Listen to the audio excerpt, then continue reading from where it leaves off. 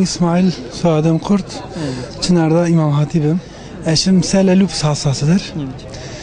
Evet. Takriben 5 sene Adana'da tedavi gördük. Sonradan dediler ki işte eğitim araştırma hastanesine geldi.